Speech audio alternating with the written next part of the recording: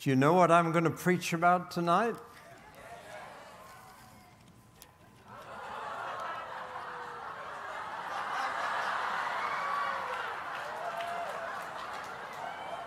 Did you watch it? How many people watched the royal wedding?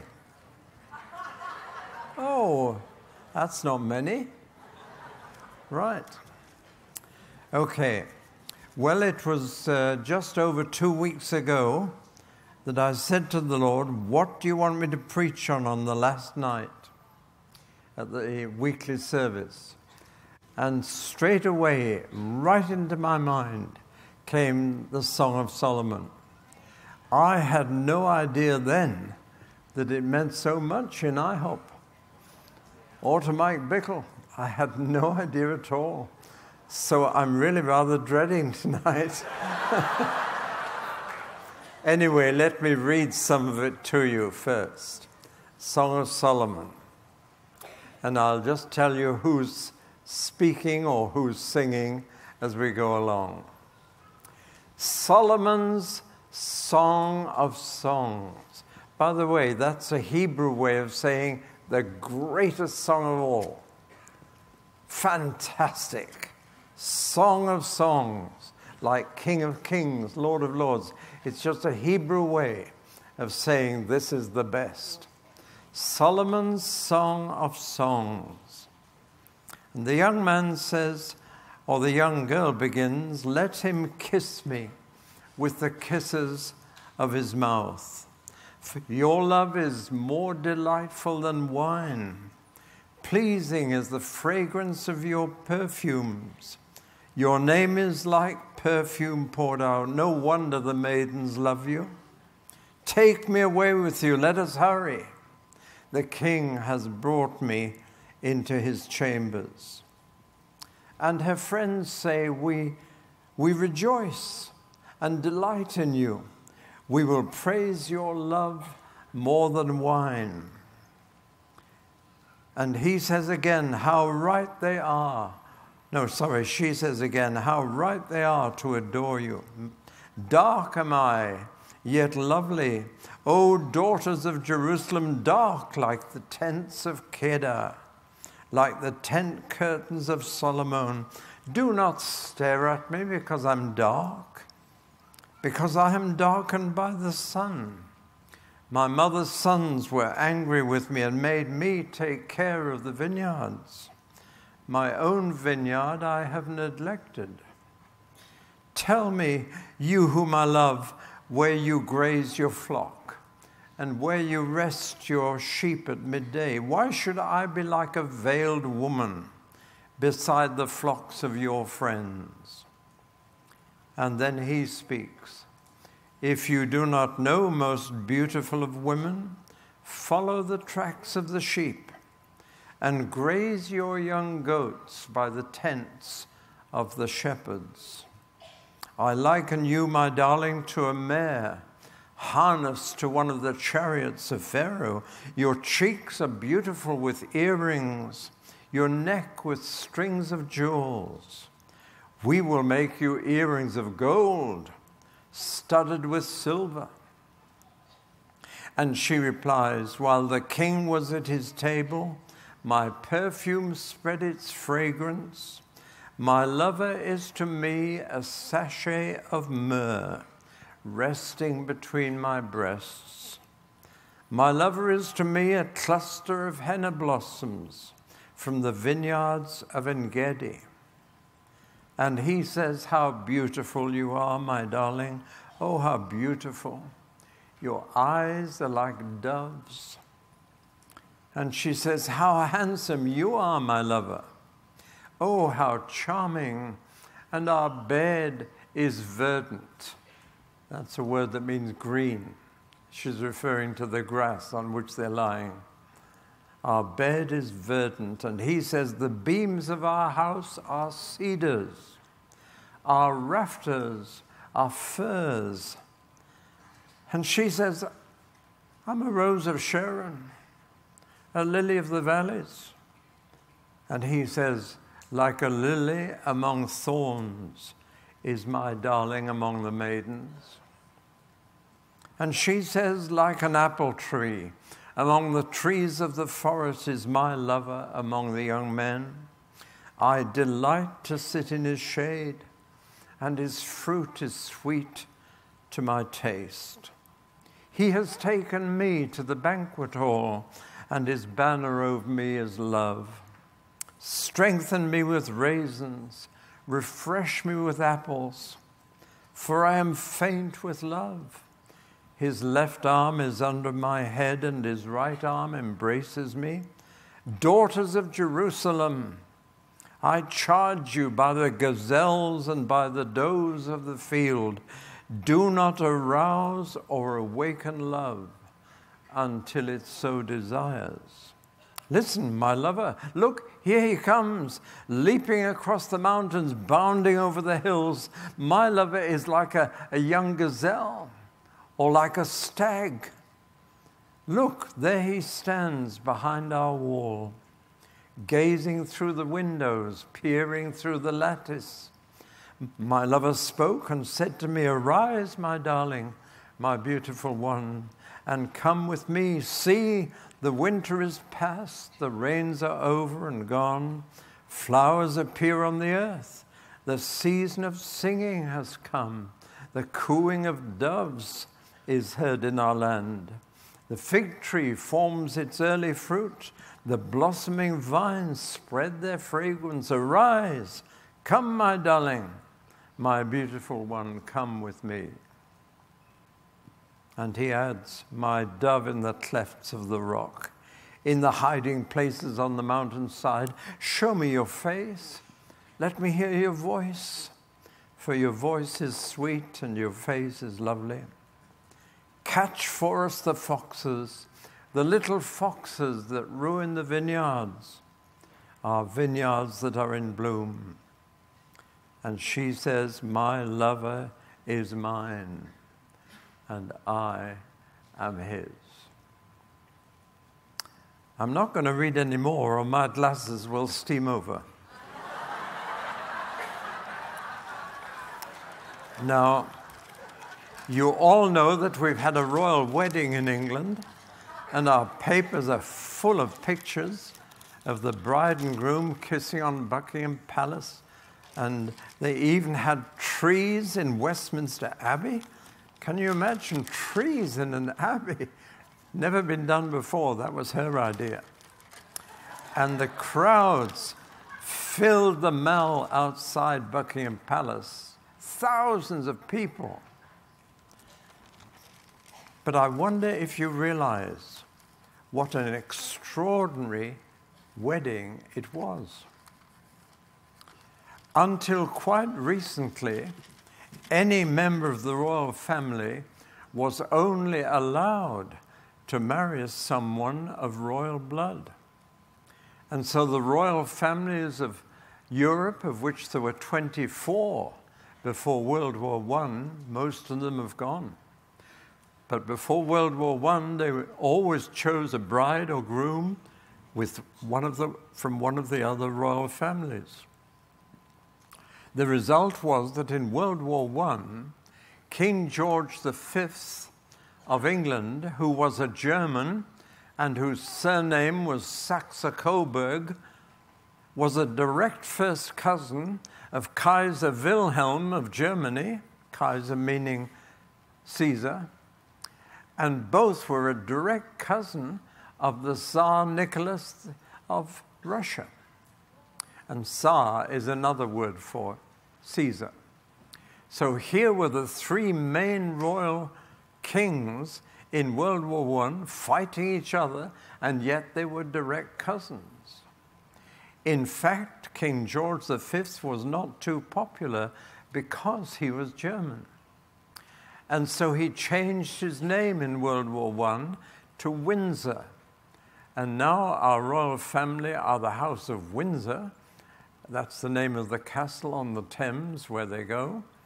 And that is their surname now, Windsor. After World War I, most of those 24 thrones in Europe fell. And many countries in Europe became republics. but there were still quite a few, including our royal family. And then came the greatest crisis in England when King Edward VIII wanted to marry an American lady called Wallis Simpson, who was divorced and remarried, and was remarried when she took up with our future king. And he was faced by the Archbishop of Canterbury and the Prime Minister with a choice. You can have her as your wife, but you cannot have the throne. Or you can have the throne, but you must not have her as your wife. And he chose Wallis Simpson as his wife and gave up the throne to his brother, and his brother became King George VI. Now, by that time, they were not bound to marry someone royal, but they were expected to marry someone from the aristocracy, someone high up in the social scale. And that's what King George VI did. And that continued. Princess Di belonged to the aristocracy. And when Prince Charles married her, that was acceptable. But this royal wedding is a revolution. And you probably don't realize how radical change has happened. For Kate is what we call in England, when we're talking about royalty, a commoner. Her mother was an air hostess, and her grandfather was a coal miner. Royal families, up till now, have not married such a commoner. And so this was a unique marriage. It has, in a real sense, brought the common people into the royal family for the first time in centuries. It's a massive change. And she's a lovely girl. But it's a love match this time. It's not an arranged marriage. When marriages were arranged in England with another royal person, or at least someone in the top social drawer, it was understood that royalty would have mistresses as well as wives, the marriage being an arrangement. And it was assumed that royalty could have mistresses to have sexual love on the side. It's a strange mixture, our royal history. And here they were, a prince and a commoner, getting married in Westminster Abbey. Mind you, the British do it best, don't they? Did you see the pomp and pageantry? All of it going back into the past. But there it was all over again. The cost of a royal wedding pretty well bankrupts Britain, but we do it well, and we put on a good show. And here it was, but it was a modern wedding in another way as well. Everybody knew that though the bride wore white, she was not a virgin, that they had been sleeping together when they were students at college. And that was even mentioned by the commentators, who said they don't need a honeymoon, they've had plenty of practice, which is quite a comment. So it was a very mixed occasion.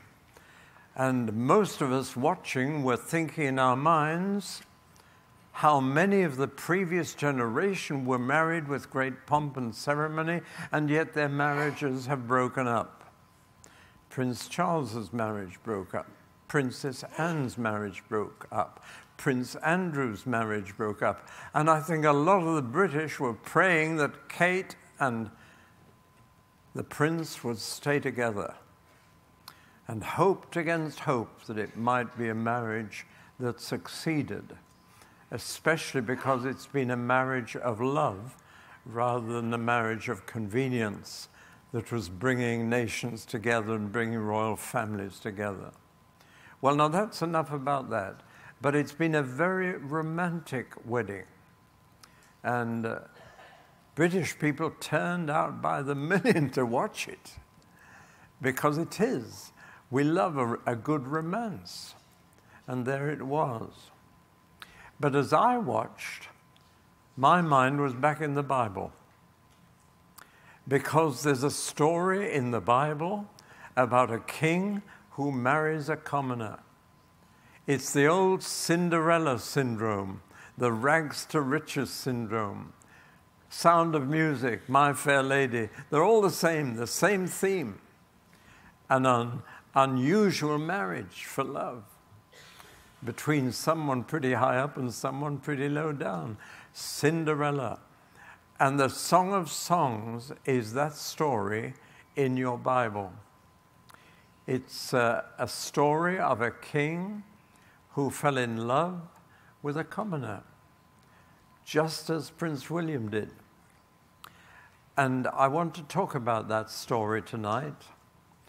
It'll be in a slightly different way to one in which you may have heard it already, but that doesn't matter as long as nothing contradicts and as long as it complements and comes together in the end. I remember preaching in front of the Niagara Falls in Canada. Boy, that's a backcloth to have, to preach against that thundering waterfall with millions of gallons pouring over it every minute. And there were 3 of us due to speak, a Pentecostal pastor first, and then I spoke, and then a charismatic Catholic priest finished. And the Pentecostal pastor got up with thousands of people gathered to look at the falls, and he said, I want to tell you about my honeymoon. And I got quite upset because I'd prepared to talk about a honeymoon. And I thought he was going to pinch my material before I get up. Anyway, he didn't. He spoke on a different aspect, but then I got up and spoke about honeymoons. And then the Catholic priest got up and said, I'm not married and I'm never likely to be, but I want to talk to you about honeymoons. And the 3 of us independently had come to the same theme. And I didn't know then, what I found out later, that Niagara is the honeymoon capital of Eastern Canada. And all the hotels around have honeymoon suites for newly married couples. And there must have been hundreds of honeymoon couples listening to the 3 of us. And God had led all 3 of us to that theme. And I spoke on the Song of Songs because it's very appropriate. In fact, whenever I married a couple, I always told them to take their Bibles with them on the honeymoon and read Song of Solomon. I don't know if they all did, but that was my advice. Go and read it together on your honeymoon. It's a strange book. Many think it shouldn't be in the Bible at all because it never mentions God. It never talks about prayer. It doesn't mention salvation. In fact, when you first read it through, you think there's nothing spiritual in here at all. It seems like a series of erotic love songs. 2 young people delighting in each other and delighting in each other physically as well as in other ways. Love songs. Scholars are divided about how many there are, and I'm not going to tell you what I think now. I don't think it really matters, but they seem to think it's somewhere between 7 and 12 separate songs. But it's been put together in our Bibles as one song. I wonder if you've ever noticed how many songs Solomon wrote. And the answer is 1,006. He'd inherited from his father a love of music. David loved to compose songs and play the guitar. And Solomon had inherited that gift of composing songs. And it says he composed 1,006. Now, here's where I'm speculating, but when I meet him, if I do, I'll ask him, is my theory right? They taught me in Sunday school that Solomon was the wisest man in the Old Testament. And then I grew up a bit and I found out a little more about him. And I found out that he had 700 mothers-in-law. Would you call that wise? I wouldn't. Solomon was like a number of us. He had plenty of wisdom for everybody else, but not much for himself. 700 mothers-in-law, because he had 700 wives, and on top of that, 300 more mistresses. 700 plus 300 makes 1,000. And I reckon he wrote one song for each of his wives and each of his mistresses, because God refused to publish 1,000 of his songs. And the reason is very simple. There was only one of those wives that God chose for him. And it was the one to whom he wrote the songs in the book we're thinking about tonight. And God published those. But God threw away 1,000 songs that Solomon wrote, and we just don't have them. But half a dozen remain, and we're going to look at them. It's not surprising that interpretations and applications of this book in the Bible varies so much, because many don't know what to make of it. And I will make a confession publicly to you now. For years, I never preached from it. I didn't dare, because I didn't know how to handle it. I didn't know what it was doing there. And at one stage, I was so desperate, I said, Lord, I must preach on this book. I just don't understand it. So I bought a whole lot of books about the Song of Solomon and made a rather startling discovery. Apparently, it was all in a secret code. And every word had a hidden meaning. And you had to dig out the code and decode it. There are altogether 21 different kinds of plant and flower mentioned here, and apparently each one of them had a different meaning. Not flowers, but something else. And then there are 15 species of animals mentioned here, deer and goats and all kinds of animals, and each one of them was a secretly coded message for something different. And the problem was that each book I read had a different meaning for the different symbols. And I thought, well, who's right and who's got the right decoding mechanism? And I think I touched rock bottom when I read in chapter 1 where she says, my lover is resting between my breasts. And the commentator said, the two breasts are the Old and the New Testament. And I thought, help! Lord, I'm a carnal man. When I read that, I don't see the Old and the New Testaments. Please, Lord, what do I do with this? And so I didn't preach it again for a number of years. I thought, this is impossible. And I even began to think the Lord had put this in the Bible to see whether you were a carnal or a spiritual man. And then I decided to take it as it stands, first of all.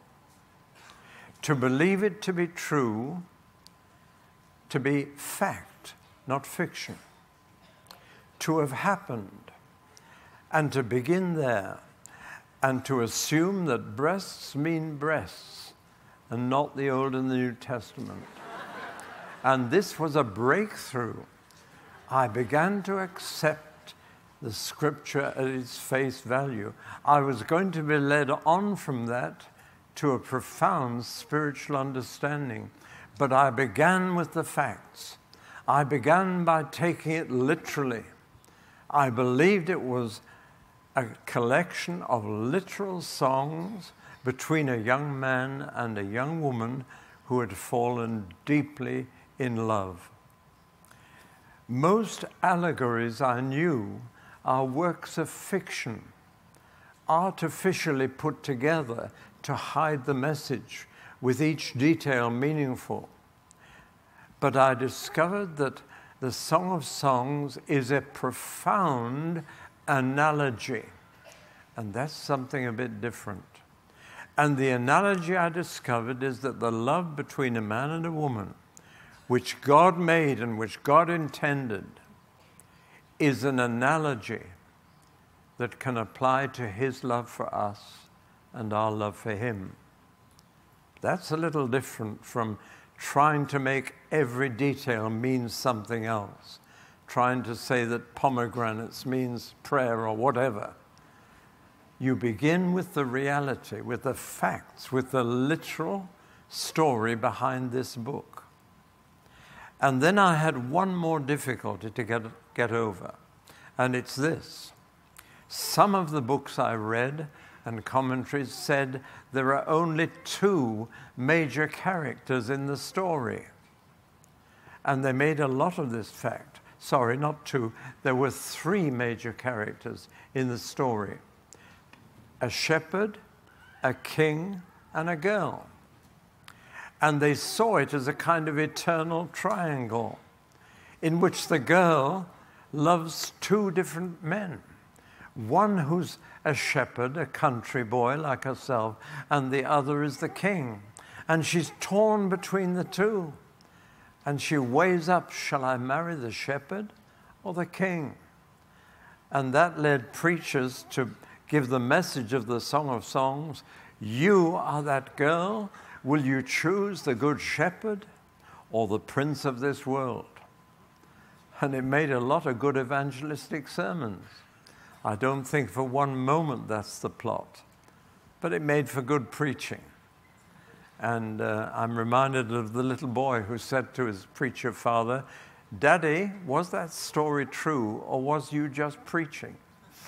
That's a devastating thing for a little child to say. But that's one version of the story, the actual facts behind this lovely song.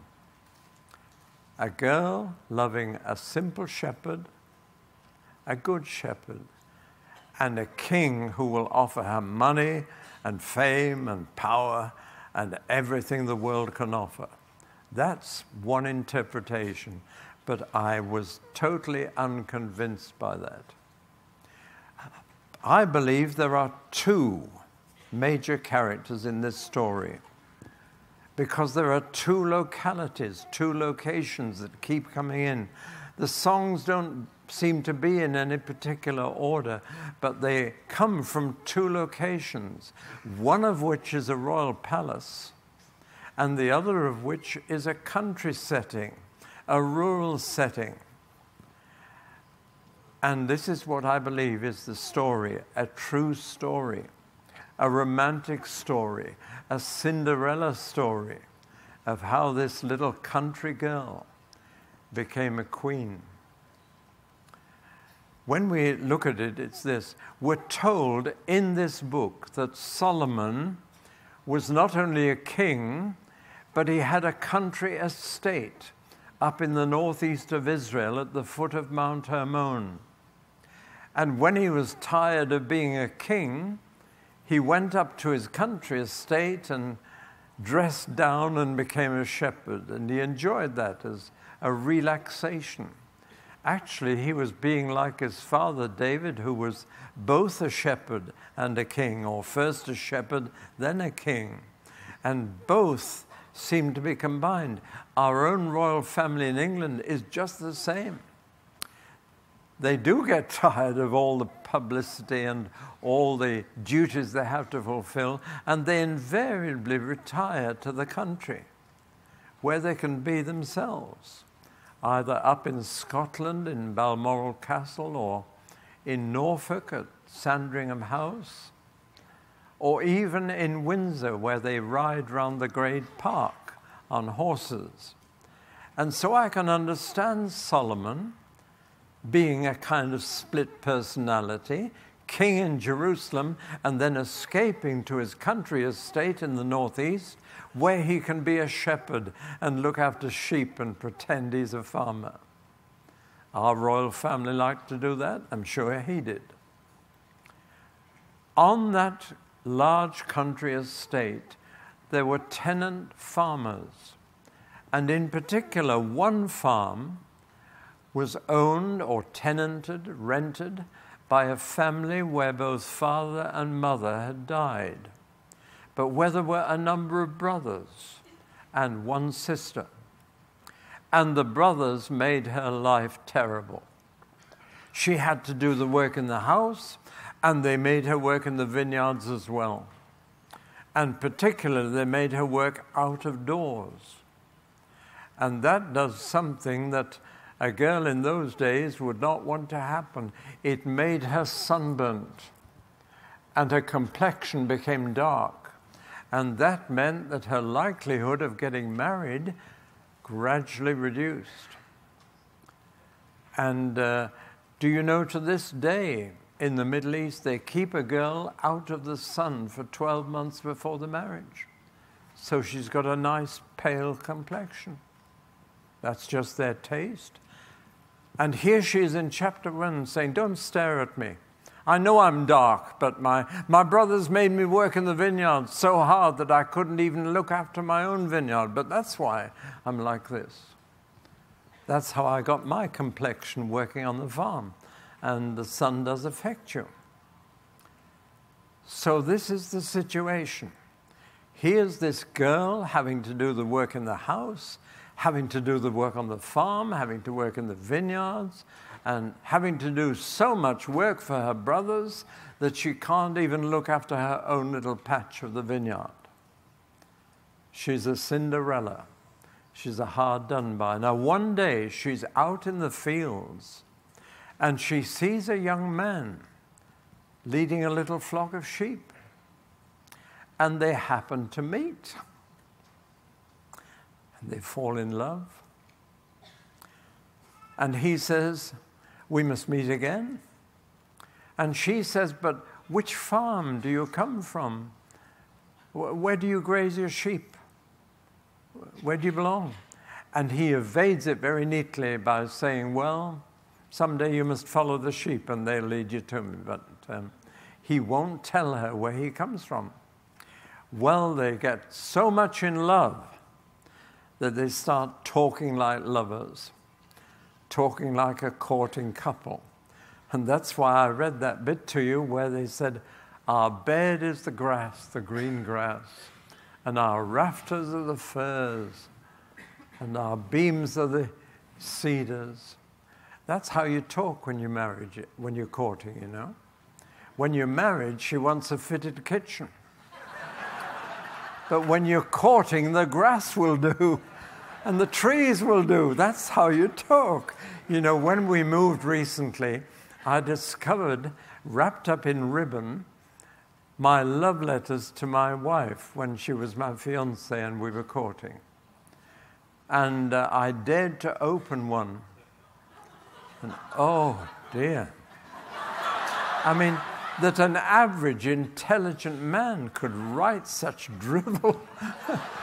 I was shocked as I read those letters. But that's what you're like when you're courting, and that's what they were like. And they used all the picture language from nature that they could to express their love for one another. Did you ever write love letters? Did you ever write on the back of the envelope, S-W-A-L-K, swalk? Anybody write that? Come on, join me, please. Anybody? Good. Well done, both of you. And it means sealed with a loving kiss. Oh, isn't that lovely? You know, I heard of a young man who said to his girl, when I ever get a letter from you, I kiss the back of the envelope before I open it. He said, I think it's had her lips on it. And she blushed. She was so embarrassed. She said, actually, I moistened the flap on the dog's nose. And all romance left. But when you're in love, your language goes haywire. And I hurriedly wrapped up my love letters to my wife and put them away in the attic. But I meant them at the time. I loved her and she loved me.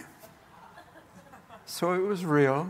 Picture language, all kinds of picture language. I even drew little pictures on the letters. Silly little pictures. But I was in love. And so you have here this picture language all the way through. Plants, animals, anything that will serve to express things. They are very sensual letters. What I mean by that is all 5 senses are constantly being mentioned. Taste, smell, touch. What are the others? Hearing. Sight. Sorry, what an obvious one. And all the way through the letter, both of them are talking about the smell of perfume, the sight of each other's bodies. They're talking about every sense. Taste, like the taste of apples, and touch, that's there too.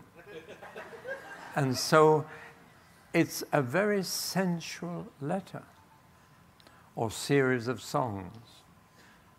Well, now what she didn't know was that actually the young man she'd met in the field and fallen in love with and lain down under the trees on the grass with was the king of Israel. She had no idea. And there came a day when he said, I'm afraid I have to go back to the big city. I have to work there. But he said, don't worry, I'm coming back for you to marry you. I love you and I want to marry you, but I've got to go back to my work in the big city. He didn't tell her what it was. And he said, I'll be back. And when I come back, we marry. Well, for the next few months, she got very worried indeed. And it showed in the dream she had as she lay on her bed at night. And any psychologist will explain those dreams, and I don't need to be a psychologist to understand them. Every dream was the frustration of not being able to find her lover. She would have a dream that he was at the bedroom door and that he was trying to open it and lift the latch, but the door was bolted at the bottom and he couldn't get it open. And then, by the time she got off her bed and ran to the door, he'd gone. Another dream was that she was running through the streets, asking the watchman of the night, where is my lover? Have you seen him? And she's chasing through the streets in her dream, and she can't find her lover. All those dreams tell me one thing. She was worried that he wouldn't come back and marry her. She was insecure. She seems to have been a rather insecure girl, as I'll show you later. But she's worried, will he come back? Was it just a holiday romance? Was it just a flirtation? Did he mean what he said? And the poor girl went on working in the fields and sleeping at night with these bad dreams. And then one day, she and her brothers were out in the field, and they saw a cloud of dust in the distance coming up the road, and it seemed there were horses and soldiers and a big carriage. And the brothers said, it's the king, get ready to bow down. And they got ready, and as the carriage drew near, she bowed down and looked up. She'd never seen the king, and it was her lover. Can you imagine the moment? And he's come back to marry her. And she suddenly realizes that if she marries him, she's going to be queen. She's going to live in a royal palace. And she's a simple country girl. Can you imagine the shock it would be Well, that's what happened to the royal wedding in England. It must have been a great shock to Kate when the future King of England fell in love with her. But that's what happened. And now he took her back to the palace. And then she made a discovery. He already had 60 wives. That's another shock that came. Solomon was well on his career by this time, and he had 60 wives. He was going to have 600, but he had 60 already. And suddenly, she finds herself among these stately ladies with her dark skin. And she's conscious of it. She says, "Stop staring at me, you ladies. I had to work in the fields. My brothers made me. Don't look down on me." And she suffers from a great inferiority complex compared with these beautiful, stately ladies already in the palace. And she says something to the king. She said, "I'm just a rose of Sharon, a lily of the valley." You've got to know your flowers in the Middle East to know what she was saying. Roses of Sharon are just tiny little flowers, and lily of the valley is not a beautiful lily of the valley such as we know. It's again just a little wayside weed. And when you go walking in Israel, you will tread on the rose of Sharon. You will walk on the lily of the valley and think nothing of it. They're just little weeds. And even though we think the language is beautiful, it's not. She is putting herself down. And she's saying, "I'm just a rose of Sharon and just a lily of the valley. People walk on me." But he comes in immediately and says, "You're not. You're the lily of the valley in my eyes." Now that's the biggest, most beautiful flower in Israel. And we don't know that you're the lily among thorns. Bit of an insult to the other queens, but he says, "You're a lily among thorns." And you realize what a battle it was for her. And again, I would suggest this, that wife number 61 is bound to feel insecure. She was insecure anyway, but now she's just one of 60. And she's feeling very low. She's feeling she's nothing. And he has to keep reassuring her, "You're the best in my eyes." He still went on to another 600 odd. But he said, "You're the best." I believe she was the one that God chose for him. And she was the best. And that's why all the other songs of Solomon were thrown away by God. He said, I'll include these in my word, but none of the others. If only he'd waited for the right one. And young people here, I say to you, wait for the right one. In fact, there's a refrain in these songs: don't awaken or arouse love before it so desires.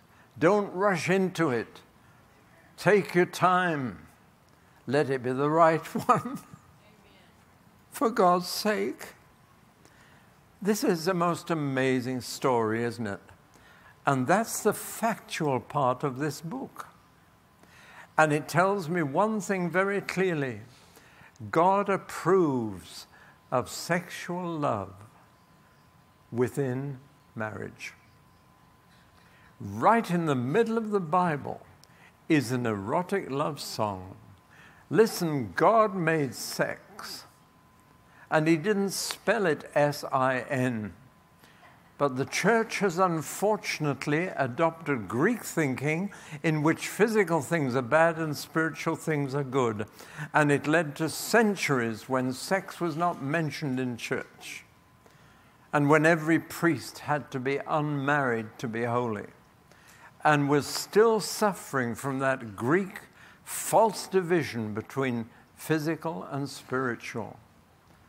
I believe we are called to get those two things back together In the Hebrew thinking, they were together because God was creator as well as redeemer. God made the physical as well as the spiritual, and God made sex.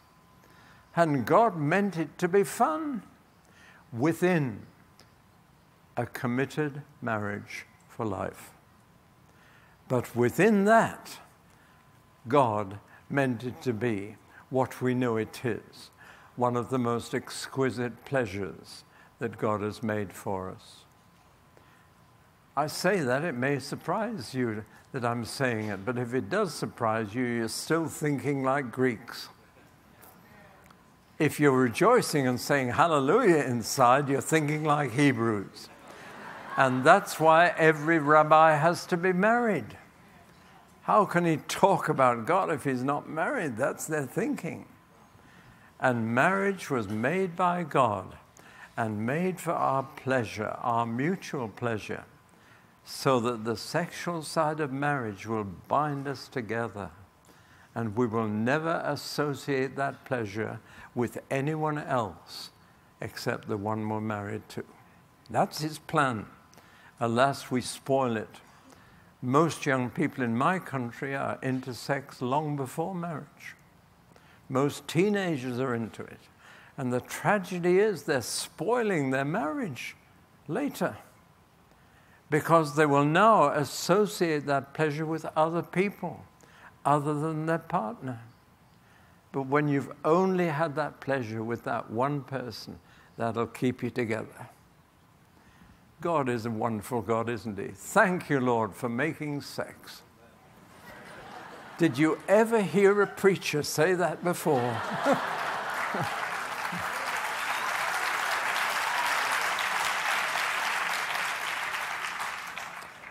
I know a love that's strong as death, and she's waiting for you tomorrow. But I'll be back on Sunday morning with her. And she'll ask me everything about you, and I'll tell her the truth. I've had a great time. I've loved being with you.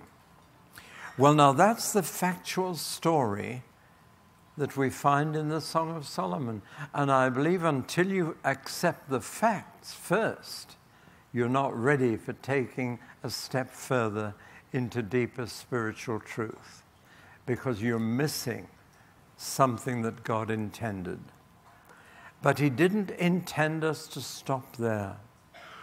God himself has made sexual love within a married relationship as an analogy with the relationship that can exist between us and him.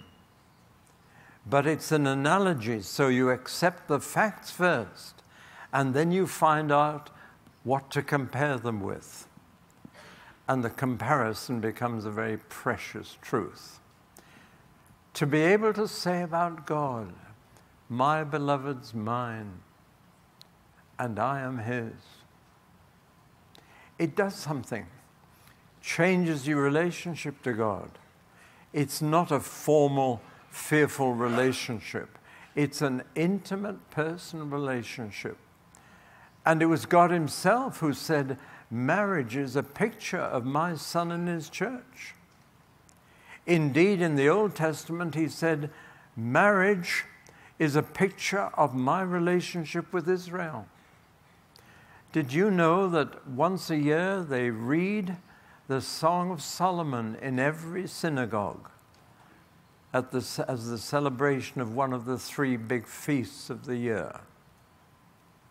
Did you know that rabbis, when they read this song, take their shoes off and preach or read it without shoes on, because they say this is holy ground? That's what they do. Now, how did they come to that? Well, because God himself, through the prophets, said, Israel is my wife, and I'm her husband.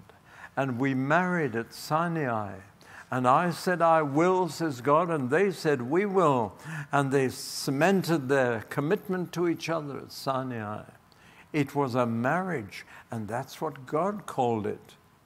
And therefore, every love in marriage is a picture of God and Israel and Christ and his church. Indeed, in the Christian marriage, that is mentioned at the very beginning of it, that you are entering into an experience which will be meaningful to you. And husband, love your wife as Christ loved the church, and vice versa. So there is a profound analogy all the way through the Bible. And when you read this song, two things are brought home to you very forcibly. One, how much he means to you. And that's a direct analogy with the days when you and the person you fell in love with meant so much to each other. And you could speak to each other in the most free way. And you had an intimate relationship within which you could say the most lovely things. But it not only tells you how much he means to you, but in her response to him, you can see how much you mean to the Lord. And those are the two sides of the most sacred relationship that you will ever know between you and your Lord. How much he means to me and how much I mean to him. That's an amazing truth. I think the second truth is more wonderful than the first, that I mean anything to him. And so I can take the words of the lover, the young man, and I can hear the word of the Lord to me through those words. It's very precious. My beloved is mine, and I am his. That sums up the relationship with the Lord that you can experience every day. To be in love with Jesus. Not in an erotic way, but to know that intimacy, that dearness that I was going to say, to coin a word, that you are so dear to each other. You mean everything to each other. But now I must add another truth, and it's this. Though relationship to the Lord is intimate, personal, it cannot ever be private. That was the problem here. The girl kept longing to go back to those early days when it was just the two of them under the trees, loving each other. But they can't go back to that because she's now a queen. She has public responsibilities. The world is looking at her now, and even though she doesn't like that, her security now rests in the king's love for her. And she sings little songs to herself. He brought me into his banqueting house, and his banner over me is love. I can remember as a child in Sunday school being taught to sing those words, but I never knew what they meant, and I didn't know where they were from. But as little kids, we were taught to sing this. He brought me into his banqueting house, and his banner over me is love. I can remember that. Have any of you ever sung that? Oh, you have. It's known here as well. And it comes straight out of this song. And there are other songs that come out of it. And rightly so. And we use the words of this Song of Songs to worship our Lord and to enjoy his presence. However, we've fallen in love with a king, and that makes life very different. It turns the world eyes on us. We are now known to belong to him, and we've got to behave that way, and poor Kate has to learn to behave like a royal princess now. And she's got to be on duty with her husband. She has done a few public engagements already, and she's magnificent. And she would make a very good queen if their marriage goes on as it's begun. But as Christians, as those who belong to Christ and belong to the beloved, then we are now in the public eye. We now have the responsibilities of royalty. Did you realize that?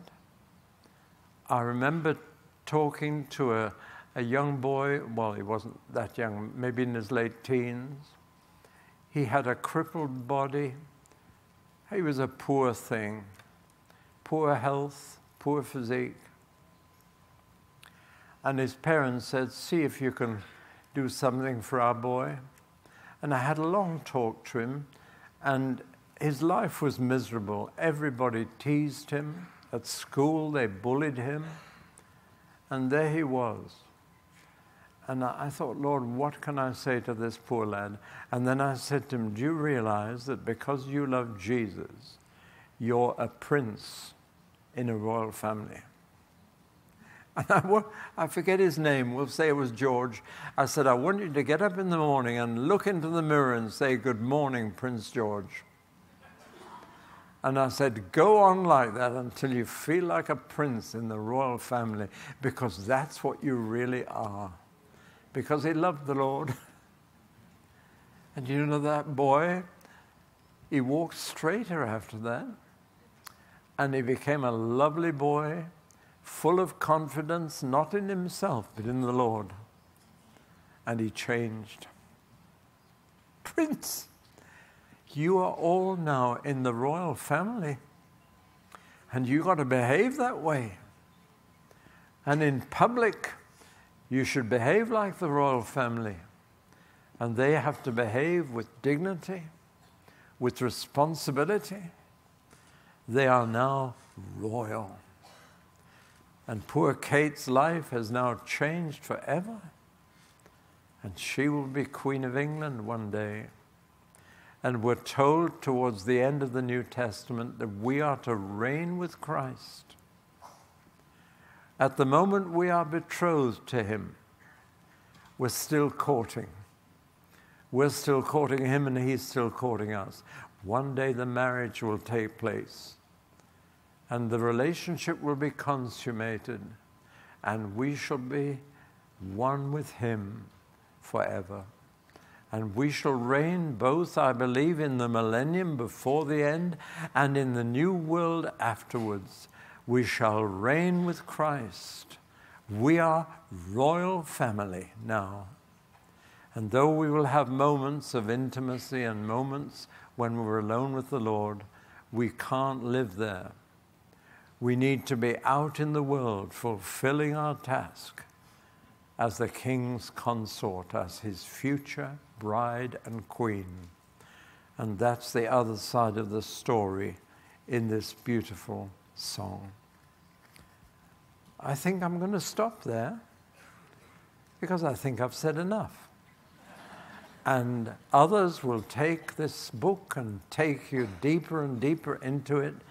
But I just want you to begin by accepting the facts and by taking it literally and enjoying the sexual attraction between these two, because it's real. Do you know that out of all the songs that have ever been written, 75%, 3/4 of them, are about love between a man and a woman?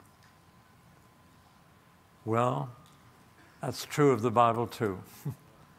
And the Song of Songs. Thank you so much, Solomon, for writing it, but thank you so much, God, for putting it in the Bible. Amen. Amen.